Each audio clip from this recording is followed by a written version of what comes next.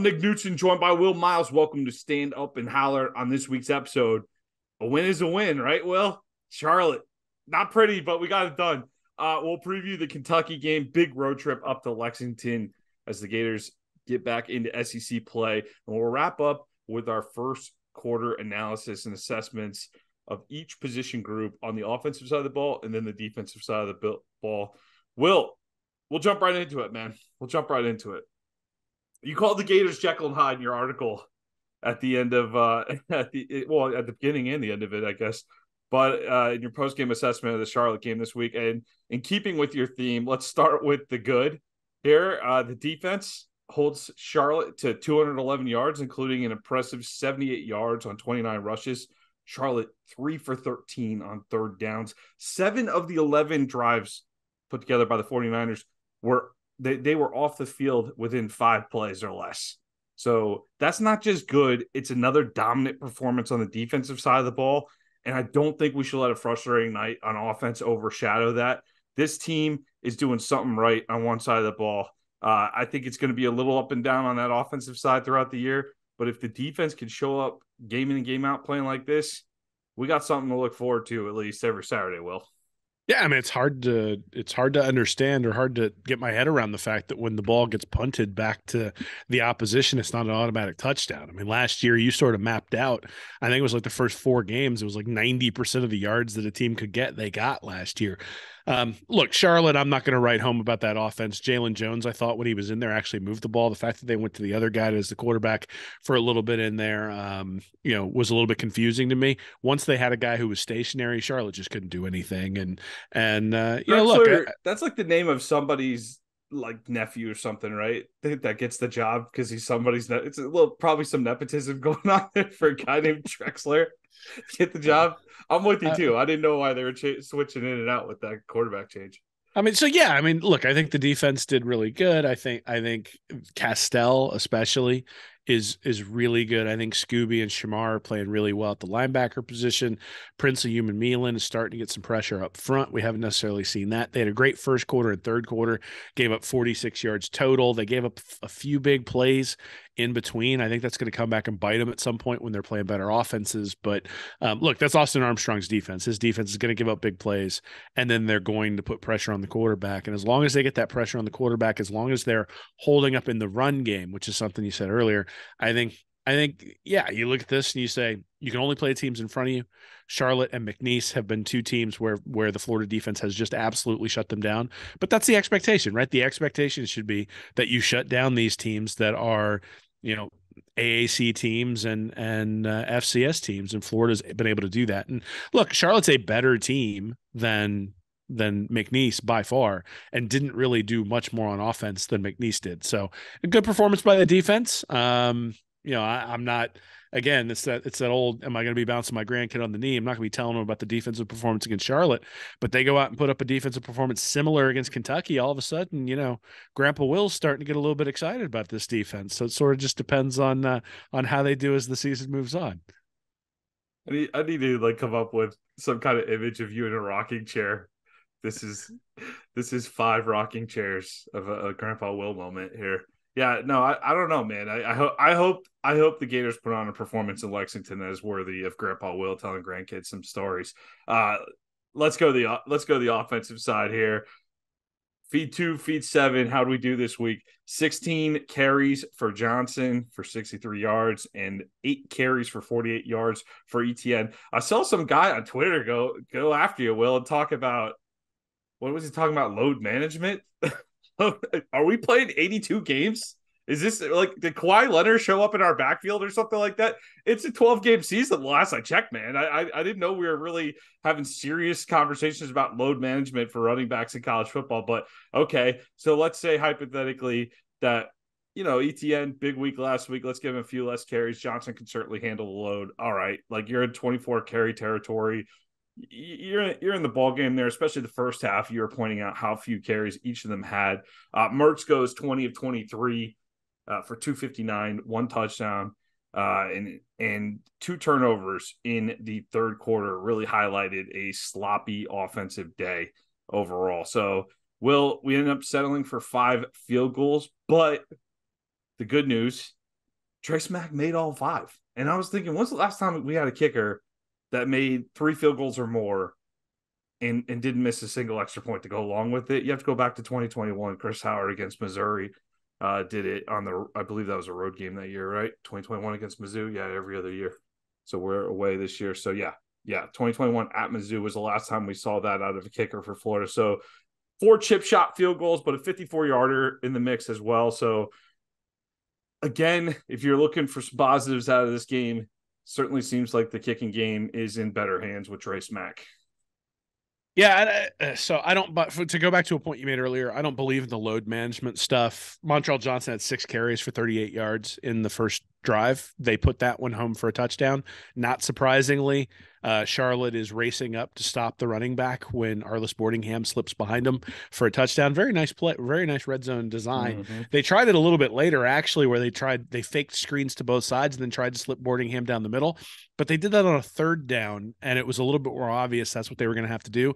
And Charlotte was able to sniff it out and stop it. Look, the rest of the half after Johnson gets the 6 for 38, he had 2 for 6. ETN had 2 for 4.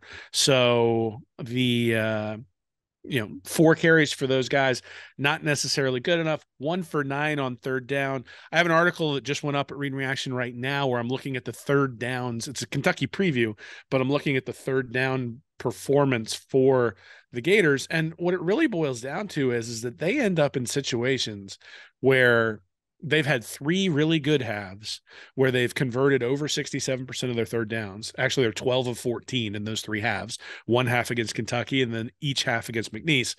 And then every other half, they've had less than 20% conversions, but it's worse than that. They're 2 for 28 in those other 5 halves throughout the year. So 7%. And the common theme is they average 24 rush attempts in a half when they converted an 86% clip, and they have 15 rush attempts per half when they converted a 7% clip. And what it really, I think, sort of boils down to is that Graham Mertz is not someone who throws downfield that often. Because he doesn't throw downfield that often, they really don't have a very good success rate on 3rd down or in passing downs. So if you go to collegefootballdata.com, it's a 33% success rate, which is bad on known passing downs. Where do you want that success rate to be, Will?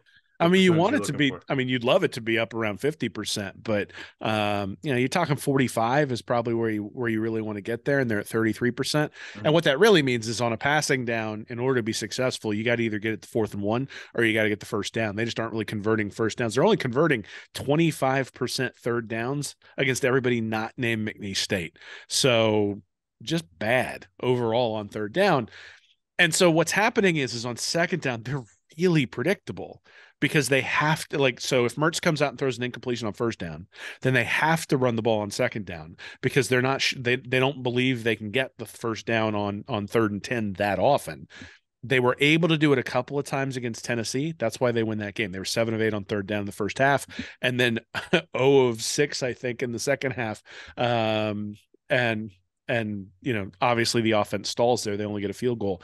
And that was the story in this game against Charlotte. They were 1 for 9 on 3rd down, got down to the red zone a bunch, but got stopped. And even if you go back to the Utah game, it's not that the offense didn't move the ball in that game. It's that they stalled in the red zone. The first drive, they settle for a field goal. The second drive, they miss a field goal. And then they had some long fields, and by then they were so far behind that they couldn't run the ball. And Mertz had to throw it, I think, 40 times in that game. So I think, to me, the disappointing part of the offense there, well, there were 2 things. One, it's disappointing that they didn't get it to those guys, because that's the only way they ever convert 3rd downs.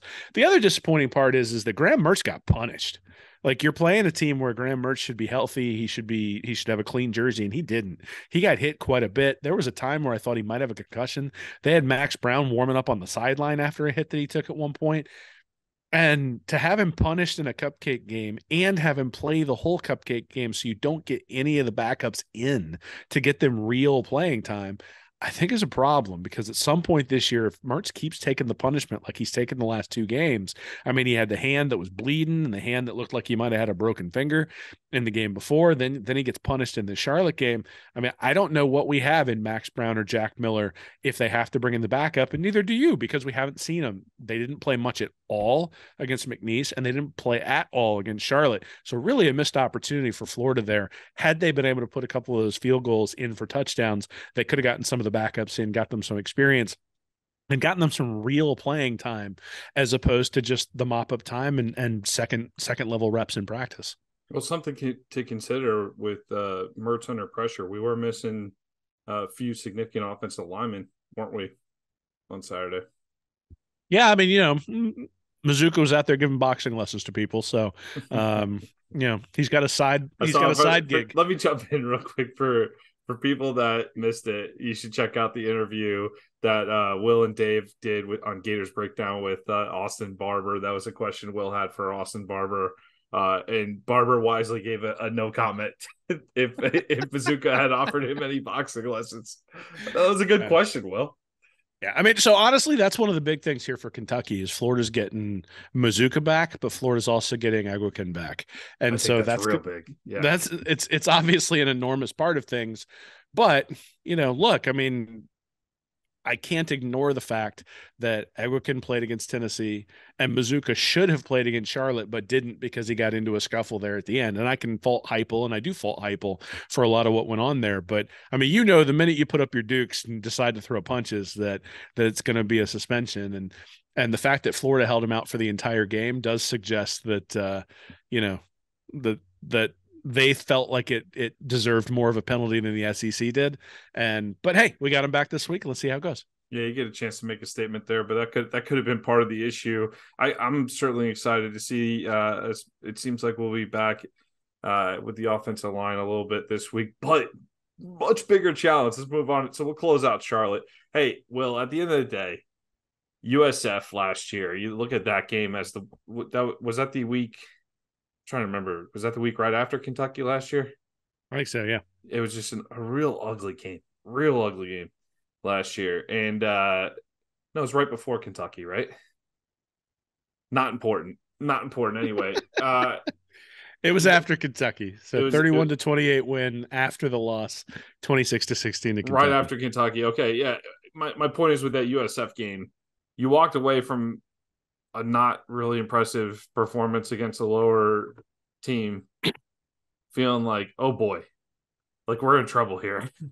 I don't think I feel quite that bad after the Charlotte game. I don't think I feel quite like that. The offense did move the ball. They weren't putting it in the end zone. They did move the ball. I think we have some clear weaknesses with this team. But instead of having these, I feel like we talk about people are hammering Billy week in and week out about the offensive coordinator position. I feel like we have these big conversations week in and week out about the status of the program. Whereas I think this team is who they are this year. I think we're going to have some ups and downs with this team. This is not an SEC title contender. I know it's early in the season, but I think it's just good to have some realistic expectations for what to expect in terms of limitations, especially on the offensive side of the ball. And what I've seen through 4 weeks here, I'm super impressed with the progress that's been made, that seems to have been made on the defensive side of the ball. We don't know a lot about Tennessee yet, so maybe I'm overvaluing that a little bit in my head at the moment. I think we'll find out more this weekend. But if you would have told me before we get into the Kentucky preview that we're going to end September with a 4-1 record, I would have signed on that dotted line in 2 seconds, man. I don't know what Gator fan wouldn't have a month ago. Well, especially after the game against Utah, right. To be at 3-1, I think we would have said that we'll sign up for it right now, right? I think the Utah game puts a sour taste in everyone's mouth because you don't really know what to expect, right? That was Florida's first true road game, first game of the season, but you expect that a guy like Graham Mertz is going to be able to manage it. We talked a lot about operational excellence being Billy Napier's value prop. And one of the things that I think has people concerned is that operational excellence still seems to be an issue. There were still 10 guys on for a field goal kick. There were still another special teams play where they had 10 guys where they didn't have a kick or didn't have a punt returner. So, and it doesn't feel like, and look, I don't think Napier's going to go throw people under the bus, but it doesn't feel like Napier is giving an answer that really makes sense. Zach Goodall had had an article sort of detailing that over at Sports Illustrated this week, where it was actually pretty aggressive going after Napier in terms of the excuses aren't necessarily jiving with the actual facts on the field. Look, that doesn't, I mean, Napier knows more about football than either one of us does. At the same time, we know a little something about media. And when it comes to dealing with the media, like, you don't have to lie, but, or you don't have to always tell the truth, but when you start lying, that becomes a problem. And so, this idea that, well, we were right on the border of kicking a field goal, or they were right on the border of kicking a field goal or punting, that's a unique situation. That ain't unique. That happens in every freaking football game every season. You should have practiced it. And that should be the answer, right? The answer should be, we screwed that up. We're going to do better. We know we need to do better, and we'll fix it. Right. Just own it. So Just so own that own so the that problem. I think is where people question the program, quote unquote, right? Because you look at it and you go, the program I was sold was that things were going to be organized, that people were going to be disciplined, that we wouldn't have stupid mistakes out there. And then the Utah game, we saw all that. Now that's been fixed for the most part everywhere except for special teams, right? There haven't been a bunch of false starts. There haven't been like discipline penalties where they're hitting guys out of bounds. There haven't been any of the illegal formations where the wide receivers didn't line up properly since that Utah game.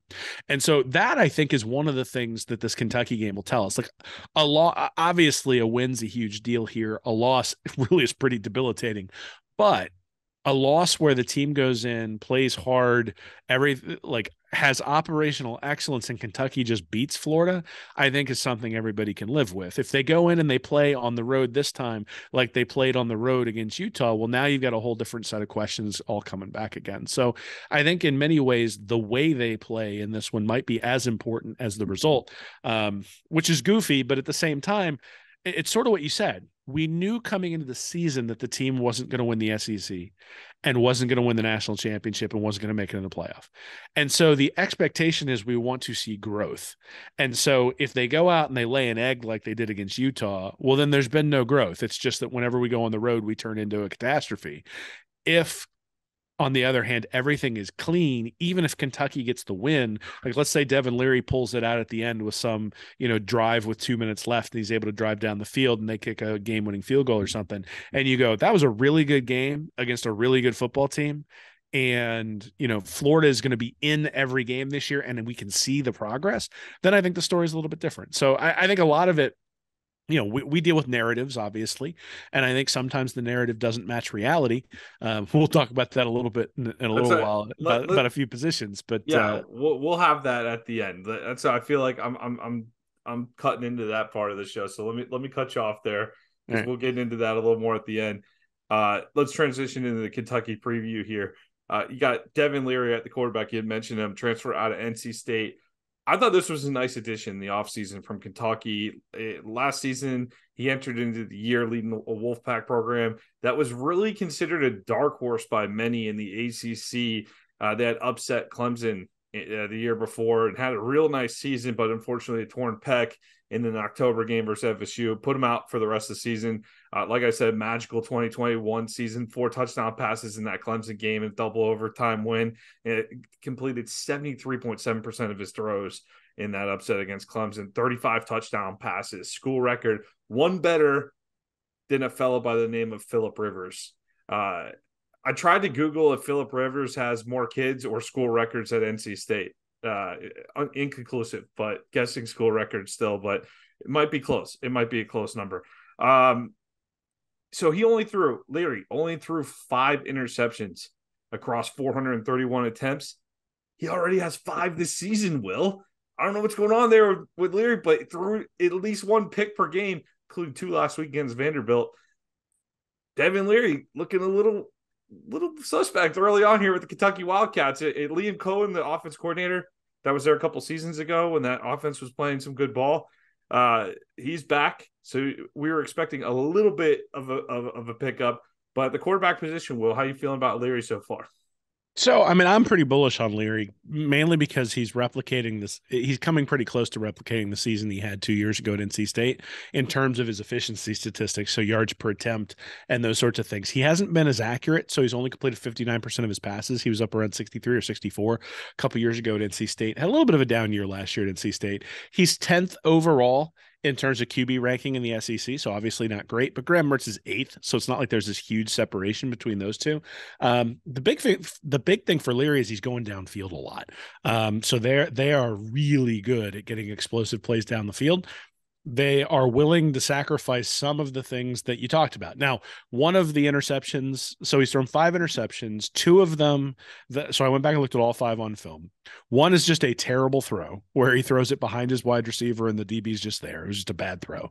2, I think his receiver cut off routes that he was supposed to run, and he threw it in a place where the receiver wasn't.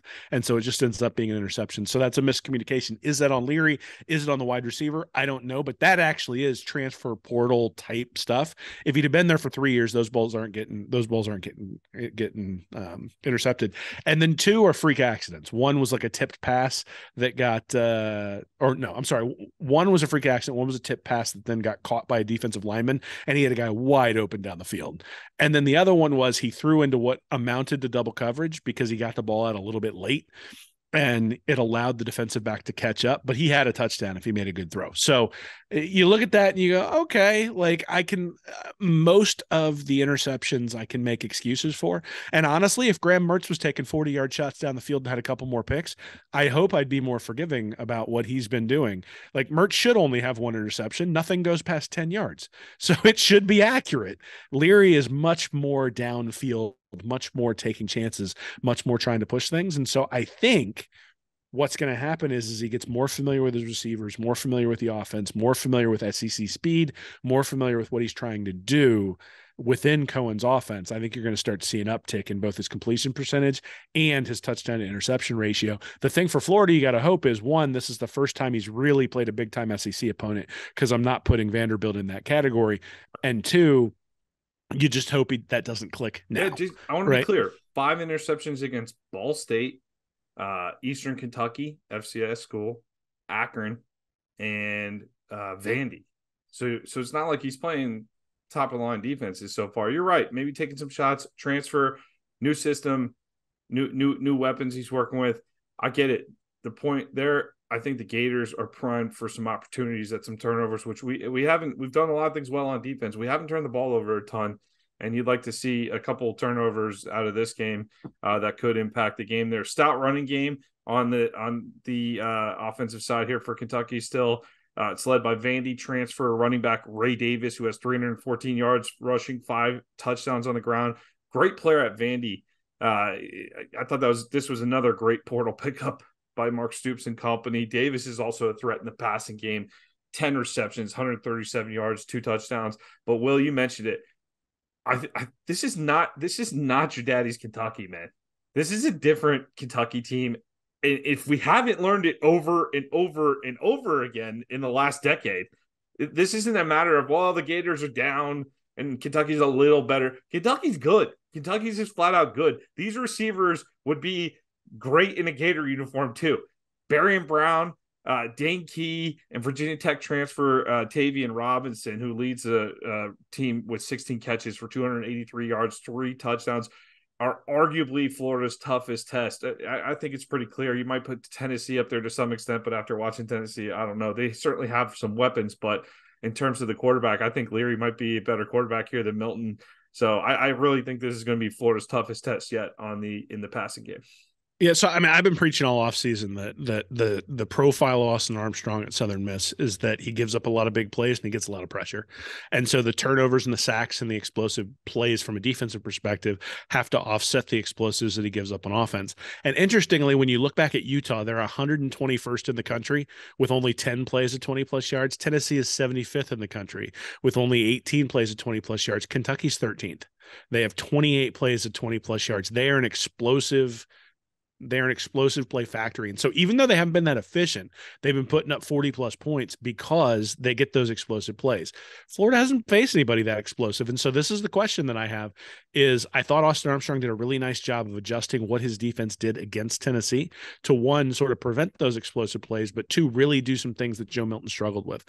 I'm curious what he's going to do, because the other theme when you look at the interceptions that Leary threw is that he was under pressure on a bunch of them, and so Florida's going to have to get in his face in order to make sure that he can't get downfield and can't hit those explosives.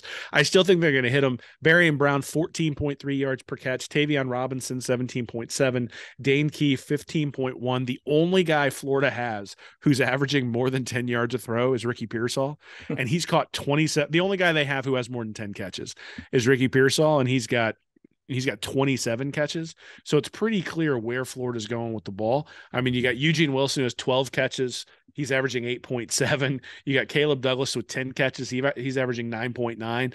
Everybody else is like, Jonathan Odom has 8. Then you got 4 for Boardingham, 3 for Khalil Jackson, 2 for Marcus Burke. So it's basically Ricky Pearsall, Eugene Wilson, and the running backs, because ETN has 7 and Montreal Johnson has 6. And that's it. So from the standpoint of just if Florida falls behind because of explosive plays, they're in trouble, because they're not going to be able to get into a race here. And Ray Davis, you mentioned, averaging 6.3 yards per attempt. Justin McLean is averaging 6.3 yards per attempt. And then Demi Sumo only has 6 rushes, but he's averaging 10 yards a rush. So there are some Florida probably isn't going to be able to sit back in a cover 2 shell the entire game. I think Kentucky is going to try to run the ball and sort of force him out of that. Or maybe Austin Armstrong goes in single high coverage the entire time. But if he gives him cover 1, Leary's going to have a bunch of shots, which means you're going to have to get pressure up the middle. So Caleb Banks and Cam Jackson and Desmond Watson and Jamari Lyons and Chris McClellan become critical for what Florida's going to do, because they need to push up the middle, both to stop the run, but also to force Leary into some mistakes. Yeah, and we want to see the turnovers pick up. I think the defense played great, but it'd be nice to see the turnovers really get going. Will, you brought up Ricky Pearsall. Man, I don't know how I didn't bring this up, but obviously I think it's because I've seen it about 9 million times on Twitter for the last few days. But obviously, one of the better catches you'll ever see on a football field against Charlotte. That grab was unbelievable. And I think I've seen people say this 25 times too, which is why I didn't bring it up. But Odell Beckham didn't have to get hit after he made his catch. That was an unbelievable catch. I'm not sure it was the best throw or the right moment for a one-handed catch, but it happened. And that Jordan logo lookalike on the freeze frame, something that the Getty Images shot, was unbelievable on that. I'm not sure. I'm sorry, I'm not crediting the photographer. I'm blanking on who actually took that, but I know it was Getty Images. But great shot of Ricky Pearsall with the one-handed grab against Charlotte. Definitely going to be a legendary photo in Florida football history. And it's the best catch I've ever seen. It was an unbelievable play. But to optimistic Will is gone because the season has started, and that ball was you don't have to go. That's not how it works, man. That ball was thrown into triple coverage, and Caleb Douglas was open for a touchdown throw. right down the middle. So I'm happy that the play was completed. It was an awesome play. It's something we'll remember. Ends up on SportsCenter. Pearsall got a painting I saw on Twitter today of it. That was cool. So it's cool that happened. And if they beat Charlotte by 56, I wouldn't say anything. But the fact that they struggled to put the ball in the end zone, that drive stalls with a field goal, and there was a guy streaking for a touchdown right down the middle of the field. In fact, that'll be in the Kentucky preview that's up on Read and Reaction. You'll be able to see that play, because you stop it right when he's about to let it go to Pearsall, and you go, why? That guy's wide open. And it's one of the things that concerns me is that like I said, Pearsall has 27 catches. Eugene Wilson has 12. And a bunch of those are the little end arounds where they just sort of pop it to him. The next highest is Douglas at 8, or at 10, and then Jonathan Odom at 8. So it's Pearsall or bust. He's clearly zoning in on Pearsall. The good news is Pearsall's able to get open and able to shake it. But if I'm Kentucky, I'm bracketing Pearsall and I'm making somebody else beat me. And we talk about the turnovers for Leary, but do you really think Stoops isn't going to try to bait Graham Mertz into throwing the ball to Pearsall, where there's going to be a lot of coverage, where all of a sudden the ball can get tipped up and get picked off? You throw that into triple coverage against Kentucky, they're going to go after the ball, right? Charlotte doesn't make that play. Kentucky's going to make that play. Or Ricky Pearsall is going to scoop the ball out of the air with one hand, Will. How about that? How about that as an option? Optimistic, Yeah, Will. I don't want to rely on the best catch I've ever seen every week. Like When I could repeat that. let's throw it, hit the guy in stride and run to the end zone. Like that seems to be a more consistent way to win games and score touchdowns is execute correctly as opposed to waiting for the best play I've ever freaking seen. I might be showing my age, referencing the Debbie Downer skit from SNL, but we need to do that with you. We'll call you Willie Downer, and you can do the Eh. face.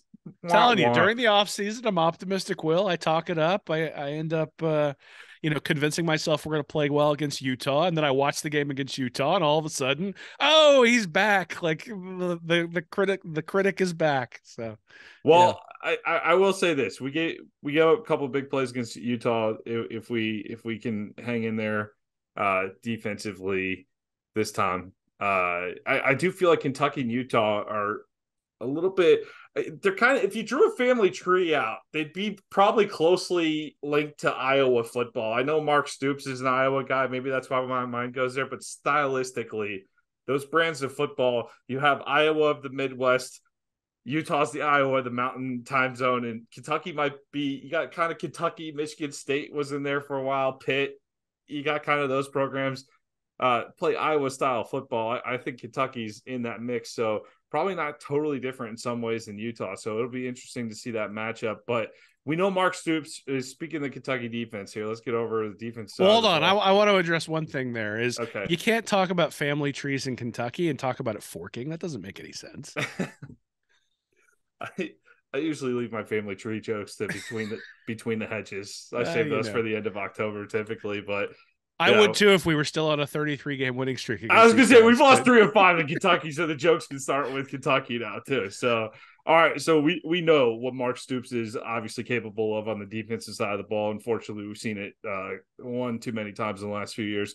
But up front, JJ Weaver, wanted to highlight him. Will, I feel like he's one of those guys that have been there. He's been there for a decade. I was going to say, I wrote down 20 years approximately. He's been there for a minute. Deion Walker's a player to highlight on the inside for the Cats.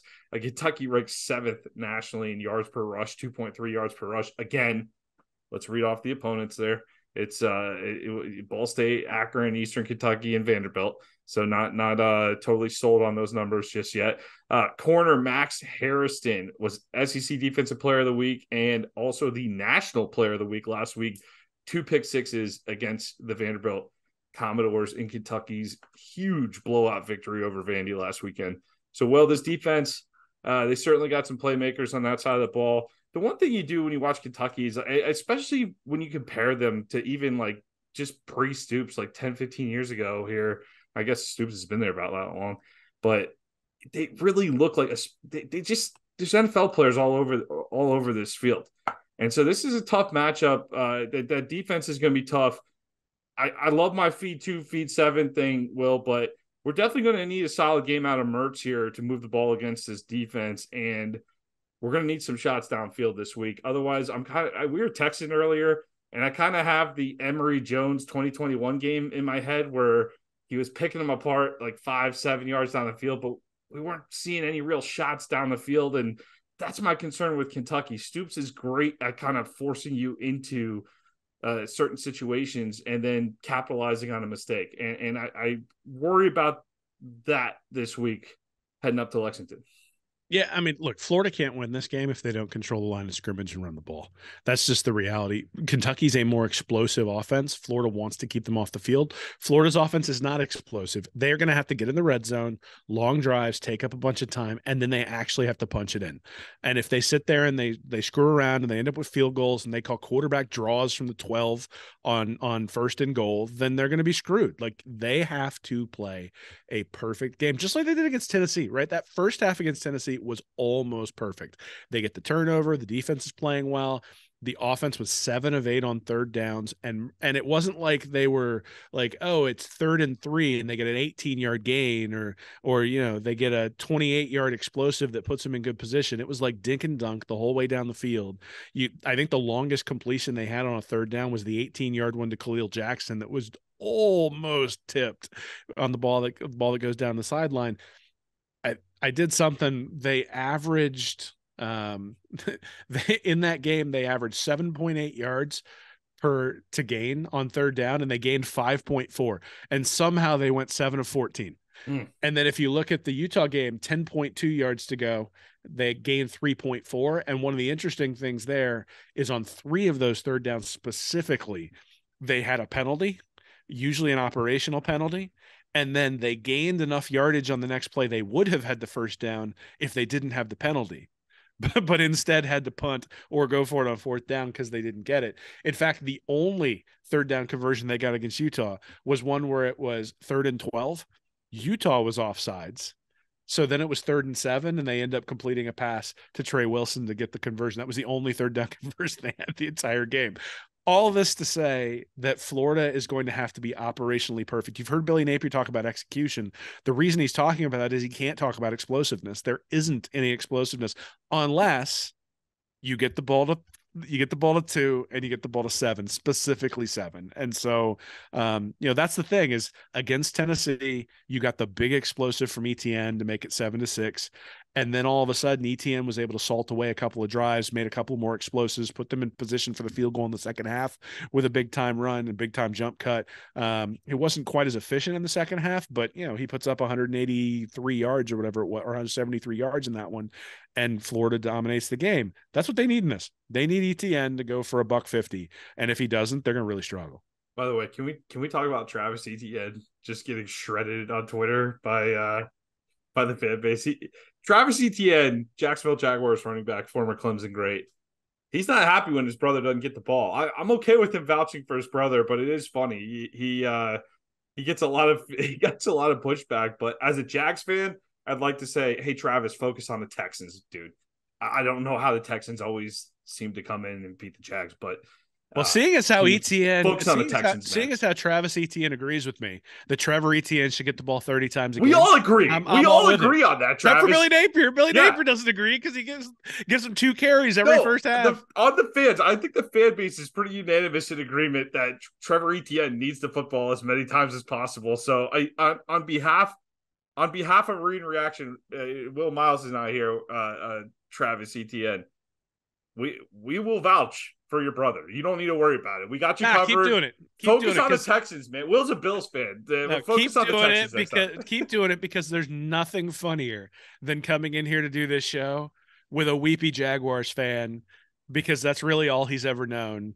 And so, you got somebody who grew up in Columbus and then went to the University of Florida, so has only known like national championships and winning at a college level. And then you're a Jaguars fan. You deserve it. I lived in Jacksonville for a long time. I lived in Jacksonville for a long time. I've suffered long enough with the Jags. I get it, but wrong.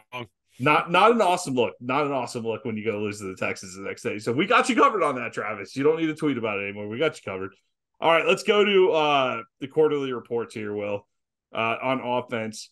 We were talking about doing grades, but then I feel like whenever we do grades, it turns into this like, oh, you gave them a B+, it should be a B-. And what the hell does that even mean? So we're going to do exceeds, meets, or below our preseason expectation for each position grade. So do they exceed the expectations? Like if we had low expectations, then they're playing in the middle, that's exceeding. So we're going to go with that. So we'll start, I think a good example, we'll just jump right in, go with the quarterback position with Graham Mertz. I'll lead off, Will.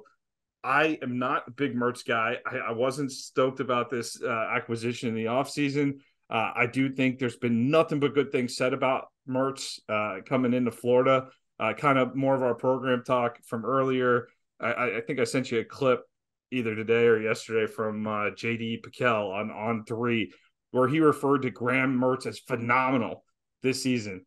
And I feel like I'm not ready to go. I want Graham Mertz to be phenomenal. I think he's done a really good job. I think he's exceeded my preseason expectations. I'm going to say exceeds. The numbers are great, but we don't have a killer passing game, and there's multiple reasons for that. It's not just on Mertz, but I think if you look at this situation, what Billy Napier has done with Graham Mertz, bring him in here and having him just operate this offense as a game manager and not be a high mistake guy. We saw that at Wisconsin, where he can have those games where he just falls apart and makes mistakes. I think Napier has done a great job of managing Mertz this season, and I think he's getting as much as he can out of him to this point. Hopefully we can get a little more, but I still think he's exceeded my personal expectations from the preseason so far. I'm not going to give him phenomenal, but definitely better than what I was expecting overall. Phenomenal is ridiculous. Yeah. But there's nuance here. And the reality is that we have not gotten Wisconsin Graham Mertz. We've gotten an improved version of Graham Mertz. And that does mean that he's exceeded my expectations. Now, the problem is that now when you really start digging into the numbers, only 9% of his attempts have gone 20 plus air yards. And 36% of his attempts have been behind the line of scrimmage. A full 70% of his attempts have been 10 air yards or less. And that means, I mean, like a 1 yard pass, a 3 yard hitch, those sorts of things all fit within that definition. So as a point of comparison, he's thrown 36% of his attempts behind the line of scrimmage. Devin Leary's got 18%. So when you look at his completion percentage and go, Mertz is completing 78% of his passes. If you gave that same distribution to Leary, where he was throwing screen passes all the time to wide receivers out in the flat, Leary would have a much higher completion percentage. There's some artificial nature to that, especially with some of the little flips to Pearsall and to Trey and to Trey Wilson back behind the line of scrimmage. At the same time, look, he's been doing what he's asked to do, right? Yes. And in the Tennessee game specifically, he did exactly what he was asked to do. The team's 3-1. We would have signed up for that before the season starts. And so, yeah, I've got him exceeding expectations, but I also have in the back of my head that regression to the mean exists. And at some point, a quarterback who doesn't go downfield is going to be exposed. And so even though he's acquitted him well so far this season, I think he has limitations. And we're seeing that limit the Gators offense. And we saw that against Charlotte the other day. Right. But knowing those limitations, again, Napier's putting him in positions to succeed. So I think this has been a positive so far in the early part of the season here. So let's go to the offensive line. I think the offensive line is vital for this team, like any football team. That's not hardcore analysis right there. But last year we saw how critical it was in the running game. I'm going to go below expectations because I really had high hopes for you got Mazuka stepping right in. Love the boxing stance. I think the guy was absolutely right to go after. Maybe you don't have to throw the punch, but they're definitely right to go after the Tennessee guys after that. So I had no issue with the aggression.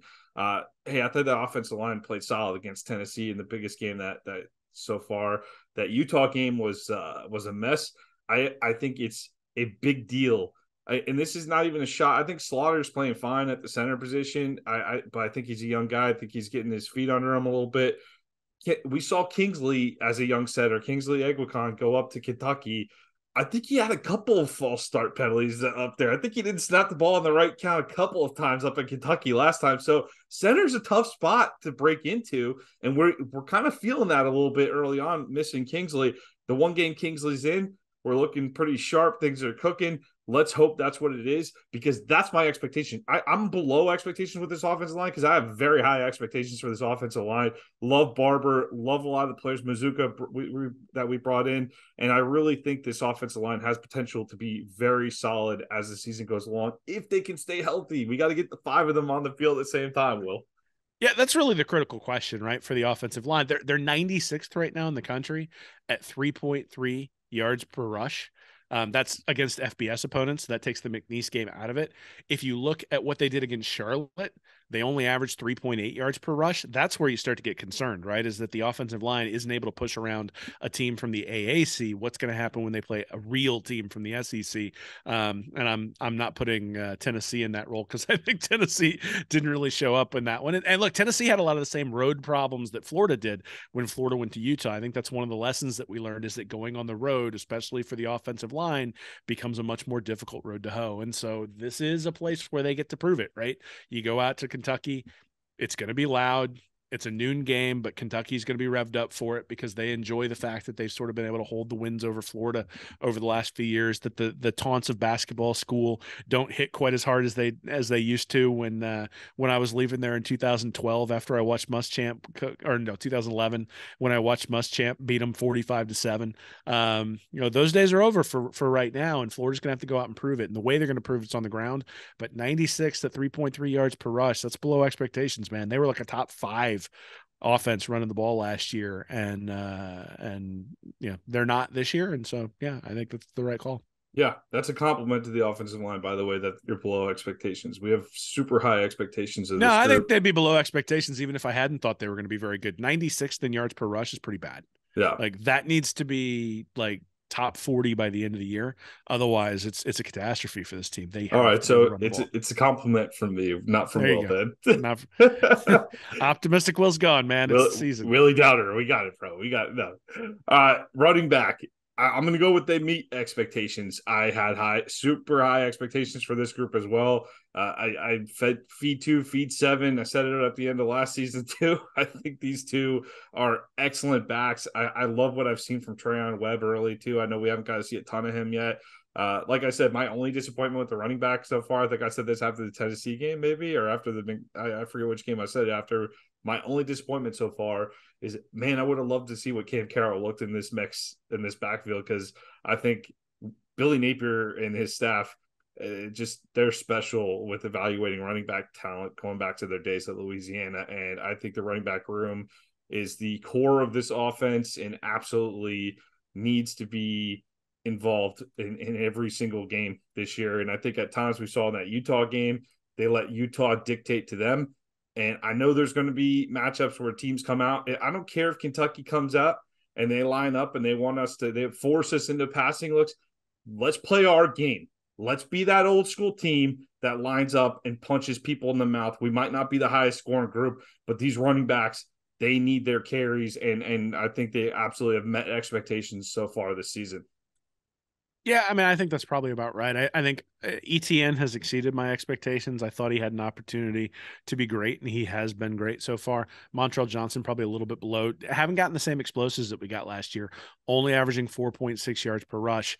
He's going to have to pop a few because he wasn't necessarily the guy who took it to the house all the time last year, but he was a guy who'd get to the outside. You'd end up with a 25, 30-yard run. We haven't seen that yet this year. Now, part of that is because you don't have Anthony Richardson hold the backside, so the linebackers are able to flow over, but that's all part of it, right? Is that Johnson, ETN is able to get out there and make that explosive happen. Johnson hasn't been able to yet. So yeah, I think meeting expectations is probably about right. Let's move on to the tight end position. I'm gonna go with Meats because I had zero expectations for this group. This is something I wrote about in the preseason magazine. Historically, Billy Napier does not rely on the tight ends. The only reason I'm not going with below is because we've seen a couple of good moments out of tight ends so far. He's one of my guys that I'd like to see Odom get the ball. That guy just lumbers and he'll pick up 8 yards. He'll take 2 steps, it's 8 yards, and you're like, wow, he got 8 on that. There's a couple, you dump it off to Odom and good things happen. Boardingham, that was certainly a nice route. I'd like to see a guy like that. His athletic ability is very intriguing at the tight end spot. I'd like to see him more involved in the offense. I'd like to see tight end in general more involved in the offense, especially if you're Graham Mertz. And what was that percentage of the time he throws the ball more than 10 yards down the field, Will?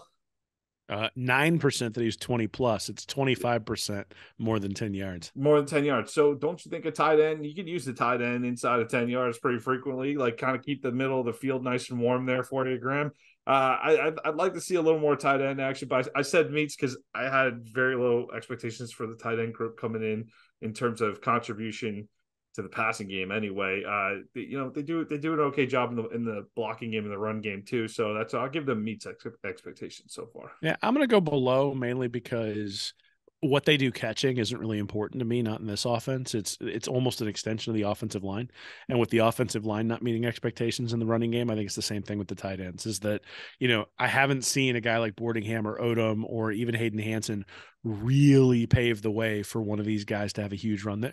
Hansen, I think, came through on the one where ETN made the jump cut and was able to go on an explosive against Tennessee. But other than that, in fact, I want to say it was Odom who got completely bowled over by a defensive end down in the red zone against Utah, and there was a sack. Now, you can make an argument that you shouldn't have your tight end one-on-one against Utah's defensive end. At the same time, if you're in a one-on-one battle, you at least have to touch the guy when he tries to come past. So I think when you turn on the tape and you look at the tight ends, they're doing okay, but they're not difference makers, at least not yet. Certainly not in the passing game, but that's not really where I think you grade these guys. I think you grade these guys from the standpoint of, can they be enough of a passing threat that they can force the defense to bring in smaller guys that allows them to be more effective in the running game? And they haven't been able to do that yet. So, I expected to see some guys step up. Boardingham certainly put the fear of God into one of the DBs. I think it was against McNeese, but we need to see more of that. And That's great. they can get there by the end of the year. I don't think there's any doubt. But because of the blocking, I think that's where I sort of put them below. Will's referring to Boardingham's truck stick against McNeese State. That was an awesome hit by Boardingham. Let's go with the wide receiver room to wrap up the offense here. Will, I'm going to go below expectations for the wide receivers to this point. I love this freshman trio, the potential. We knew that not all of them were going to hit right away. We certainly see potential out of Wilson, but we talk about having struggles in the deep game, and we really have not established a deep ball threat on this roster. I think Pearsall is great for the short and the intermediate stuff. I don't think he's much of a deep threat. I know he'll get open, he'll work his own sometimes and get down there, but if you want just a pure speed, you look at Wilson's being used as either the decoy or get the ball to him quick, kind of in that little bit of a Percy role for Wilson. Where's Mizell? Stick him out in the field. Let's get a deep ball. There should be about 2 to 3 go routes a game to Mizell. Just chuck it up and see if the guy can run under it. I would love to see that incorporated into this offense a little more. We did see a little more Andy Jean last week, so that was encouraging. And he had a couple plays this past week. But I will say this. I want to see a little more from Caleb Douglas. We saw a couple we've seen a couple plays out of him, but I don't think we've seen enough out of him so far. Pearsall's been solid, but it's just there's not that we haven't seen that game breaker really take over and break through. I know Wilson was looking like that guy before the injury, but we'll see out of this group. I think there's some playmakers there. We got to do a better job identifying them. Pearsall's been unbelievable. He's on pace for 81 catches this year in a 12-game season. That at 13.2 per catch, that's spectacular. So I've got them as meeting expectations because of Eugene Wilson. So he's only played in 3 games, got 12 catches. Obviously, some of those are on the little pitches, but still. I wrote an article or an extension of the magazine that we put out towards the end, and it was basically like, what do freshman wide receivers provide? And the answer was typically you're looking at a guy who makes like 25 catches is like that's a good season. Even Percy Harvin, I think, only caught like 30 or 32 balls. Was it 35 or something? Yeah. I don't remember exactly what it was, but basically the best player who's ever come through Florida, or at least the best players come through Florida in the last 20 years is was spectacular as a freshman and still didn't put up otherworldly numbers. Wilson's going to catch 40 balls this year, maybe 50 if he really gets involved in the offense. And so I think from the standpoint of like meeting expectations, we've got one of these guys who's stepped up as a guy who's going to be a star. Obviously, though, Pearsall leaves next year, so you're going to have more than one guy step up. But that's what I expected. I expected one of the 3 to be a star, or at least to step into a role where we could see him as a star. That's what we've seen, so it meets expectations to me. Let's move over to the defensive side of the ball here to wrap up. We'll start up front with the defensive line. Will, what do you got? You kick off the defensive side. Yeah, I think they've met expectations. I think there have been times where, like, I was expecting a huge season from Princely Human-Melan. And while he has been, like, if you look at Pro Football Focus and some of the metrics they have, he's been disruptive. He's only got 2 sacks, 3 tackles for loss, hasn't been back there a ton. But I think the guys up front, the guys like Cam Jackson and the guys like Caleb Banks have really exceeded expectations. So I think the defensive line has met expectations. I think they have an opportunity to get to exceed, and a lot of that has to do with what happens the next couple of weeks, right? If we can get through the Kentucky game, the Vanderbilt game, the South Carolina game, still talking this way about the defense, it's going to have a lot to do with that front 4. And as of right now, okay, they've met expectations. 3-1. They've made some plays, but they also weren't really able to affect Utah's quarterback at all. What happens in these next 3 games, I think, dictates how I'm going to feel about him really all season long. I have them as exceeds expectations. You mentioned specifically Jackson and Banks, that up the middle there. Like, we've seen these transfers come in and not work out as well as these guys have to this point. I think there's definite pressure. They're not necessarily getting home as much as you'd like to see. I agree with you on Princely there, but he's stepped up he's playing a little better football. I don't think he had a great start to this season. That Utah clip was rough, where he was loafing a little bit down the sideline. That was a little tough to see, but other than that, I think he's started to pick it up a little bit. But this defensive front has been a severe liability in recent seasons. They've definitely picked up their game, and for that reason, I'm going to say they exceed expectations to this point. Moving on to the linebackers, I'm going to go first because I think you're gonna have a lot to say here. I know how much you love these linebackers. I'm gonna go with this exceeds expectations. I'm gonna save the Scooby love for you, Will. But just Shamar James has been excellent to this point. He's really taken that next step that you want to see out of a linebacker. And the fact that, I mean, even there's a couple plays last week we saw Nunnery and on some tackles. I definitely think this linebacker group is at a different level than what we've seen over the last few seasons in a similar vein to the offensive line or defensive Yeah. line. I'm sorry. No, I mean, they've exceeded expectations because Florida has linebackers who now don't scare me. And, even if Scooby Williams wasn't playing fantastic, the fact that he just doesn't scare me at the linebacker position, that might scare the opposition, but he doesn't scare me as a fan, is a major upgrade in terms of what Florida's had at the linebacker position for the last, 4, 5, 6 years. Shamar James can be a star if he's not already. I think he might make all SEC this year as a linebacker. If not this year, he's definitely going to do it next year. He's a 3 and gone guy. Like he's the guy who's going to be in the league after next year. And having an NFL quality linebacker where you can say that where he's a sophomore that he's going to be in the NFL is something Florida hasn't had in a long time. So, from the standpoint of just we need to keep him healthy. But even Nunnery and Mitchell look like decent fill-ins when those guys go down. Napier was talking, I think today or maybe yesterday, about Manny Nunnery being the guy who watches the most film and being the most athletic of the guys out there. And considering what we've seen from Scooby and Shamar, I think that says something about Nunnery being the most athletic. So the athleticism in that room is so much better than it's been before. So they exceed expectations this year so far. They've been great. So the defensive backfield, I was probably highest on the D-backs out of the defensive groups coming into the season. So I'm going to say they've met expectations to this point. I think this is a wildly talented group overall, young group. I'd like to see a few more big plays out of them. We haven't seen them. I'd like to see them jump around here or there. I'd like to see a couple more turnovers, quite frankly. I think this group's capable of it. We've seen them give up a couple deep balls, but you mentioned you live by the blitz, you die by the blitz a little bit with Armstrong at times.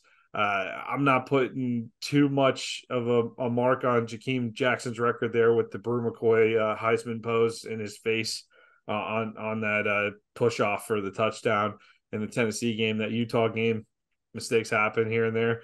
But other than that, it's just they've cleaned up a lot from what we've seen over the last few seasons. You're not just seeing those wide open third downs to the extent that you were really since really 2020. You've seen that with the defensive backfield. I think this defensive backfield, there's a lot to say on an individual level. There's a lot of guys exceeding on an individual level, but as a unit, I'd like to see a few more big plays out of this group because I think they're capable of it. So I'm going to go with meets expectations. Yeah, I mean, I think they exceed mainly because when Jordan Castell was announced as the starting safety for that Utah game, and then on the first play, RJ Moten got burned on a touchdown. It was like, what's going on here? But Castell has proven to be a really, really, really good player. 24 tackles so far, one PBU, one tackle for loss, but really just being in the right place at the right time. He was the guy I think who came down and took away the double slants for Tennessee on a key fourth down in Florida territory in that game against the Vols. So clearly he's out there watching film, knows what he's supposed to do, understands the defense, which, I would not have expected a true freshman to come in. He's going to be an all SEC freshman team, no doubt, if he stays healthy. He might. All-American, maybe. Yeah. I mean, there are, like, if you'd have told me the safety play is going to be the highlight of the defensive backs, I would have said, uh-oh. I'm not sure what that means. Now, I will say I think Jason Marshall struggled quite a bit. Obviously the opening play against Utah, he wasn't there either. Against the first touchdown for Tennessee, gets beat on the throw to the corner. You're going to get beat as a corner every once in a while. You don't see often the plays where he's blanketed on people. So I haven't been able to go down and see live, so to understand exactly what he's been doing on a game by game basis. But I think Marshall struggled a little bit. Moten hasn't made the contribution that I thought he would, and you've still got Kimber and Devin Moore sort of fighting for that cornerback spot over there. Jaden Hill's been really good. Jaden Hill's been really good. Bud Davis had a good tweet today about his how Jaden Hill, some of the advanced stats on him and how good he's been. So I think individually it's a little bit of a mixed bag, but when you get a true freshman step in and starting from day one at safety, and not just starting, but playing at a potential freshman all SEC level, I think you got to say it exceeds expectations. All right, that's the defense. Dare I even ask about the special teams, Will? Because I don't know what I could say. I'm glad we're not doing grades here because it wouldn't be above a D. I'll tell you that. The special teams so far, it has been an ugly, ugly performance. I'm not on board with the conversation from an organizational standpoint. I think it might be necessary for Napier to hire an OC. I don't think it's because I don't think it's because Napier has to hire an OC because he's incapable of it. I think like we said, gave a lot of compliments for what he's doing with Mertz so far, but the special teams area is a real concern. I don't think we've come anywhere close to what we're capable of with these special teams units. There's consistent. Again, you referenced the article earlier in the show here. Zach Goodell really went through detailed instance by instance of mistake after mistake on the special teams. You feel like you feel like you can't go through almost one special teams play without a mistake this season. It's been tough. It's been real tough. And the kicking game, Mihalik was struggling at the end of last year, comes into this year, continues to struggle. 5 for 5 out of smack this past week. So that was a positive. So hopefully we get this thing trending in the right direction. But I'll tell you what, you typically don't see dramatic improvement on special teams throughout the year. You kind of get the feel for that early. And it tends to kind of be within the DNA of a team at times. And I'm waiting for the game that it's going to cost us, Will. It's going to cost us at some point if we keep making this many mistakes. And I think Napier's going to have to definitely reevaluate what we're doing on special teams in the offseason.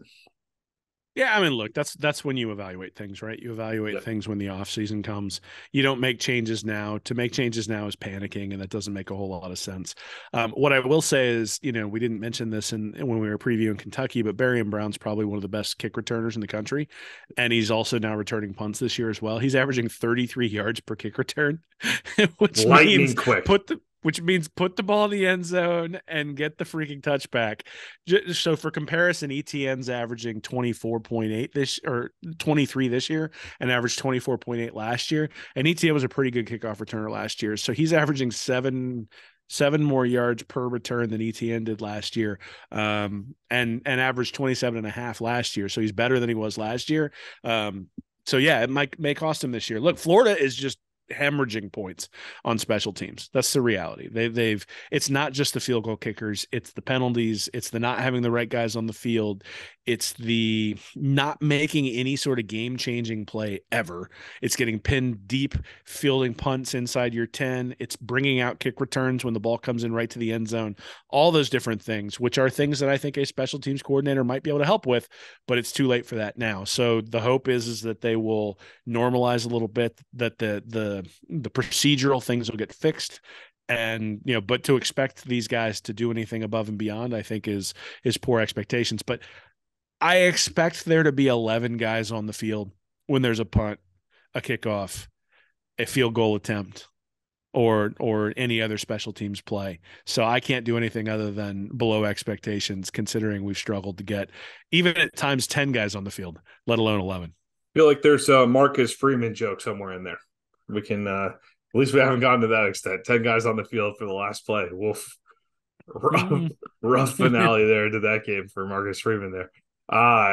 Will, that's it for tonight, man. I'll tell you one thing we didn't do. We should do this for the SEC games. I know we didn't do it for McNeese or Charlotte, but let's have your prediction for the Kentucky game. Yeah, man, I don't have a lot of hope in this one. Now, the good news is I've been wrong every single time this year, especially against the spread. So I'm 2-2 in my picks, but I'm 0-3 against the spread because there wasn't a spread when I looked at the McNeese game. I got Kentucky winning this one 27-13. I think Florida's going to have a real tough time moving the ball. I think Kentucky's defense, even though they've played it, so it really comes down to a question of, do you believe in Graham Mertz, or is he going to regress to the mean? Do you believe in Florida playing this Florida team on the road? Do you believe that Egwekin is that critical to what they do up front? And then do you believe that the competition that Kentucky played means that the fact that their defense is the second best defense in the country based on yards per play is a mirage? And I think there is a little bit there that makes me think it's a mirage. But the other part of it is that Kentucky's explosive. And I think if Kentucky gets ahead, I don't think Florida's got the firepower to come back. Now, look, maybe I'll be proven wrong. They get a big play from Trey Wilson. ETN pops a big one. All of a sudden, this game feels a lot different as Florida sort of sits on the ball and deflates the game and lets the clock run and makes Leary sort of press a little bit and those sorts of things. But I don't think the interceptions from Leary are necessarily reproducible. And, I'm not going to trust this team on the road until they show me something different than they showed against Utah. And that was such a catastrophe out there that to expect all of that operational stuff to be fixed, I think is probably short-sighted. So my expectations are there's going to be a couple of those, operational excellence things that aren't all that excellent.